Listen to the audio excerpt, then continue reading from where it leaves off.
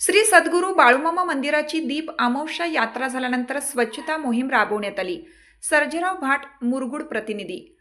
आदमापूर येथे श्री बाळूमामा मंदिरात अमावस्याला भाविकांची मोठ्या प्रमाणात गर्दी होते. अमावस्यानंतर व्यवस्थापनाने आवाहन केल्याप्रमाणे अनेक भक्तांनी विनामूल्य स्वच्छता मोहीम सुरू केली आहे.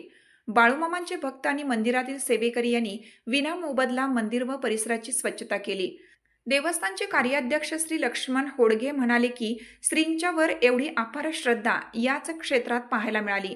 पूजा अर्चा, दर्शन, नवस, हार, खेटे, कौल इत्यादीपेक्षा निरीच्छ राहून मनोभावे सेवा केल्यास श्रींची कृपा निश्चित लाभते, अशी एक श्रद्धा इथल्या भाविकांच्या मध्ये पाहायला मिळाली, असंही त्या म्हणाल्या. 1 किलोमीटर लांबीचा उड्डाणपूल होऊन सुद्धा अमावस्या व भंडारा सारख्या अन्य उत्सवात वाहतूक नियंत्रण समस्या पोलीस प्रशासनाला भेडसावत राहते. 2-3 राज्यातून येणाऱ्या भाविकांची वाढती गर्दी हेच याचे कारण आहे. स्वयंसेवकांना यासाठी सुद्धा सज्ज राहावं लागतं. विशेष असे आहे की सर्व कामे श्रींच्यावर असलेल्या श्रद्धेपोटी होत राहतात. इथे केलेली सेवा कधीही वाया जात नाही. जय बाळूमामा.